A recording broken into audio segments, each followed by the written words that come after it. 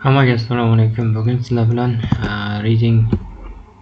thematic reading kitobimizdan ishlaymiz. Test 2 bu true false ga bag'ishlangan. Xo'p, CD variantga to'g'ri tushish uchun men bitta tomonini tekst, bitta tomonini savol qilib olganman. CD imtihonida shunaqa tarzda bo'ladi, faqat elektron bo'ladi. Shu bularni belgilab chiqsanglar bo'ladi. So, true false not given. True bo'lish uchun ma'lumot tekstda bo'lishi kerak, false bo'lish uchun so'z qarama-qarshi kelishi kerak, ma'lumot teskari bo'lishi kerak. Not given bo'lish uchun berilgan ma'lumot tekstda bo'lmasligi kerak bo'ladi. So let's move. Bunisida true false not given'da birinchi savolini o'qimoqchiman.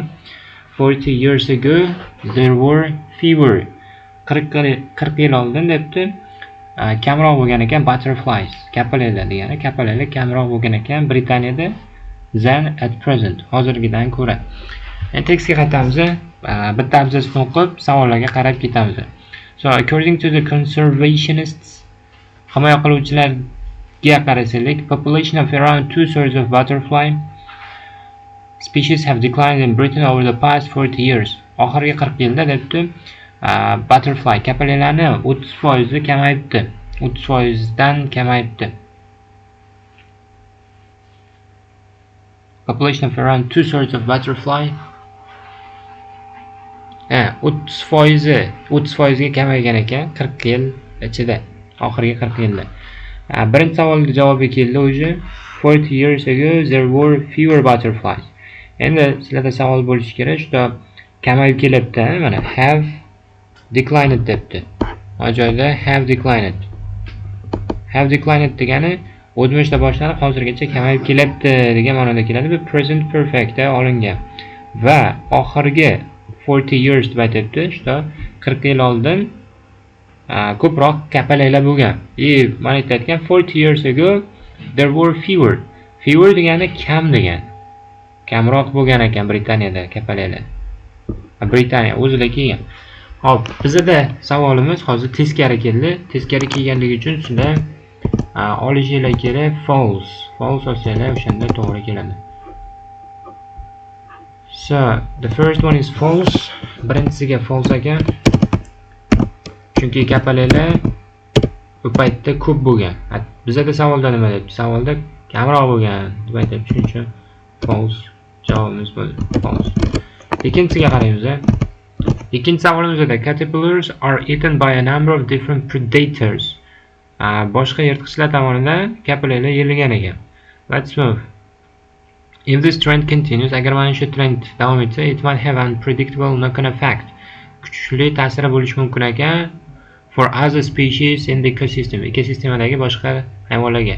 Butterfly eggs develop kapalaklarni tuxumi rivojlanar ekan into caterpillars. Caterpillarga shakliga rivojlanar ekan. And these insects, mana shu hasharotlar, which are the second stage, ikkinchi bosqichdagi a new butterfly life cycle. Kapalakni ikkinchi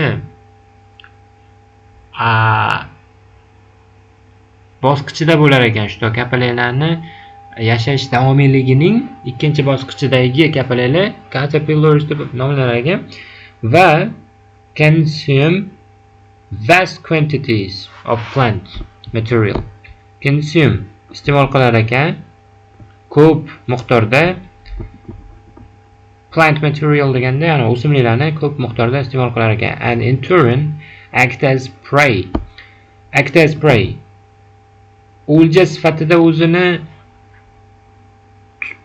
o'lja sifatida bo'lar ekan for birds, qushlar uchun, va as well as degani va degani bats and other small mammals, va boshqa ko'rshapalak va boshqa kichkina sut emizuvchilarga bu o'lja sifatida bo'lar ekan. Prey degani o'lja degani. O'shanda ikkinchisi caterpillars are eaten. Bu passiv vosita olib qarang. Kapalaklar yeyiladi turli xil boshqa yirtqichlar tomonidan. Sizlarda keldi mana prey o'lja ma'nosida, o'lja sifatida kelar ekan. Birds as a bat, bu predators ga sinonim. Are eaten prey ga sinonim.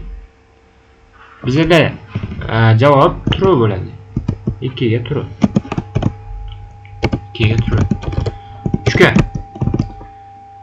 Phenology is a term. Phenology degan so'zni topamiz birinchi. Phenology davom etamiz. Birinchi paragrafda bor ekan. Only by arming themselves with an understanding of why butterfly number are down can conservationists hope to halt or reverse the decline. Hop. Saqlovchilar tomonidan nimaga bu narsa bo'layotganligini topishsagina umid qilish, mana shu narsani kamaytirsa bo'lar ekan. Mana butterflyni, kapaleni kamayib ketishini to'xtatsa bo'lar ekan yoki shu teskarisini qilsa bo'lar ekan. Tushishga teskarisi bu o'stirish. Shu butterflyni sonini ko'paytirsa bo'lar ekan deb aytibdi. Muammoni topsaylik birinchi navbatda deb aytibdi. Butterflies prefer outdoor conditions. Tashqi muhitni yaxshi ko'rar ekan. To be just right, which means neither too hot, qaysiki juda ham issiq emas, nor too cold, qaysiki juda ham sovuq emas. Under the condition of climate change, the temperature at any given time in summer is generally getting warmer. Iqlim o'zgarishi holatida hozirda havo yozda juda ham isib ketyapti ekan. Living butterflies is a challenge of how to deal with this. Va bu narsa butterflyga, kapallarga juda ham katta muammo bo'lyapti ekan. One of the main ways in which species are ensuring condition suit them is by changing the time of the year. Time of the year at which they are active and reproduce. Reproduce degan so'z bor. Yaxshi so'z. Ko'payish degani reproduce. Active bo'lish degani. Suit moslashtirmoq degani. One of the main ways, asosiy yo'li ekan, qaysiki mana shu kapallar o'ziga mos holatni topadigani bu o'zlarining ko'payish va aktiv bo'lish yilini, vaqtini o'zgartirar ekan yilda. Misol uchun odatda yozda ko'paysa, uni yozda emas, bahorda ko'paytirmoq. U ko'payishi mumkin ekan. Scientists refer to the timing of such a life-scale event as phenology. Vaqtini o'zgarishini, shunda ko'payishga kelgan vaqtining ko'payish davridagi vaqtini o'zgartirish phenology deb atalar ekan. Olimlar shuni phenology deb atar ekan. Phenology is a term. Phenology degani bo'lyapti used to describe, odatda foydalanadi tasvirlash uchun a creature's ability to alter the location. Location degani joy. Bizda nimani o'zgartiryapti? Time'ni o'zgartiryapti. Timing mana ko'payish davrining vaqtini o'zgartiryapti. Shu yozda ko'paysa, aprelga o'zgartirish mumkin ko'payish davrini. Beta location debdi. Location bu joy. Of a life scale event. Timing bilan location boshqa narsa. Phenology keldi. Bu natgiven bo'lmaydi. Natgiven olib qo'ygan bo'lsanglar. Chunki phenology degan so'z bor. Nimani tasvirlab beribdi? U butterflyning ko'payish davrining o'zgarishini aytibdi. Joyini emas lekin. Location degan joy. So it is false. Shuning uchun bu false bo'ladi. False. Vaqtini o'zgartiradi, joyini emas. Keyingisini ham ko'rib qo'yaylik. Some species of butterfly have a reduced lifespan due to spring temperature increase. Yozdagi ob-havo o'zgarishi orqali bir necha kapallarning turlari umr ko'rish davomiyligi kamayyapti ekan. Bahorning havosi o'zgarganligi uchun, oshganligi uchun. So when an animal or a plant start to do something early in the year, then it usually does. It's said it's advancing its phenology. These advances have been observed already in a wide range of butterflies. Some species synonym emas hali. Indeed, most species are advancing their phenology to some extent. In Britain, as the average spring temperature has increased,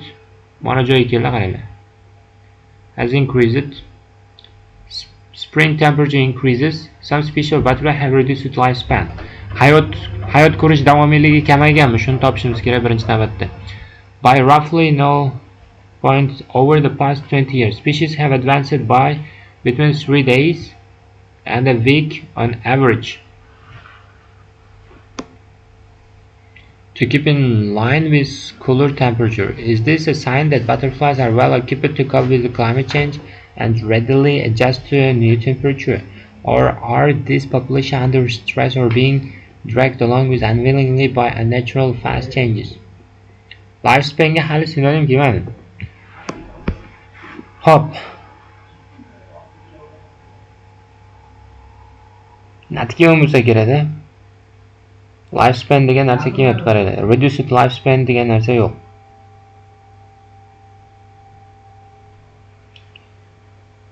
Bir necha kunga surilgan ekan, 3 kunga yoki 1 haftaga o'rtacha surilgan ekan. Sovuq temperaturada moslashgan ekan. Bu yerda mana bu lifespan emas, e'tibor beringlar, bu lifespan emas. Bu yerda prosta bir necha kunga o'zgartirilganligini nazarda tutyapti. I think it's not given. To'rga not given bo'lsa kerak. Not given. 5-sini ko'ramizlar. 5-sida there is a clear reason for the adaptations that butterflies are making to climate change. Sabab bor ekan.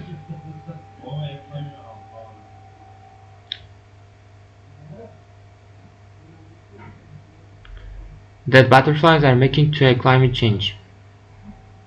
Adaptation, moslashish.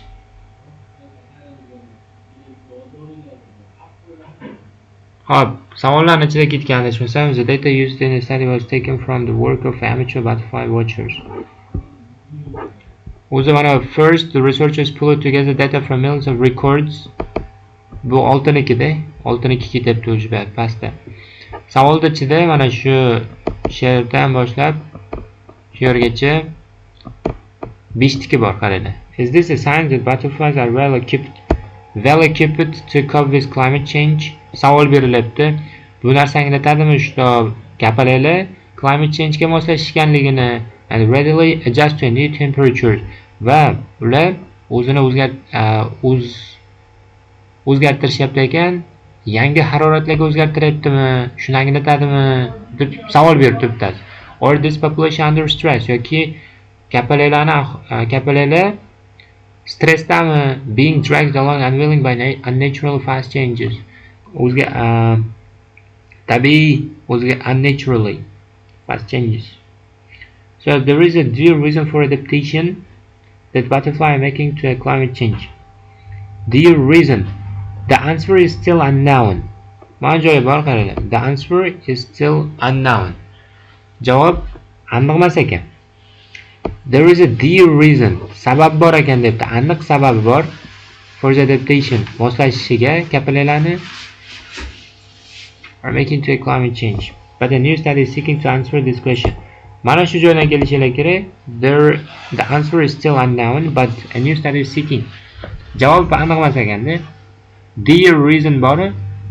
Bu aniq sababi bor degan. The answer is still unknown degani javob hali aniq emas. False. Yeah, it's false. 6ga qaraymiz. 6da keyingi abzasni o'qiylik. First, the researchers pulled together data from millions of records, millionlab qaydnomalar kelgan ekan, that had been submitted by butterfly enthusiasts. Qaysiki topshirilgan ekan kapalayni yaxshi ko'ruvchilar tomonidan. People who spend their free time observing the activities of different species. Kimki o'z vaqtlarini, bo'sh vaqtlarini kapalaylarni, turli xil kapalaylarni kuzatishgan ekan. This provided information on 130 species of butterfly in Great Britain. Qaysiki ma'lumot beribdi 130 ta kapalaylar turlari haqida Great Britaniyada har yili for a 20-year period, 20 yil davomida. They then estimated the abundance degan so'zni kechaman slovarda so'ragandim.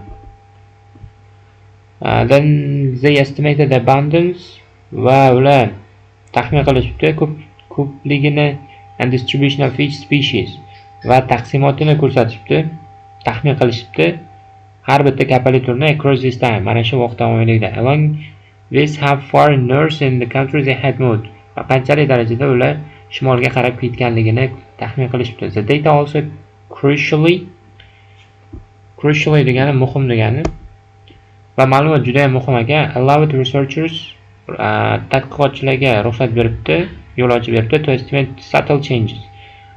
Taxmin qilish uchun ozgina o'zgarishlarni. Subtle degani ozgina degani. And what time of the year a species was changing into another butterfly. Katta kapalaga aylanayotganligini, qaysi vaqtdaligini topish uchun ozroq ruxsat beribdi ma'lumot. Mana shu ma'lumot. The data used in the study was taken olinibdi from the work of amateur. Amateur degani xo'p, havaskor degani. Amateur degani havaskor. Havaskor nima degani? Havaskor degani bu biror bir narsani birinchi marta qiladigan yoki experience yo'q odamlarni amateur deydi. Butterfly watchers.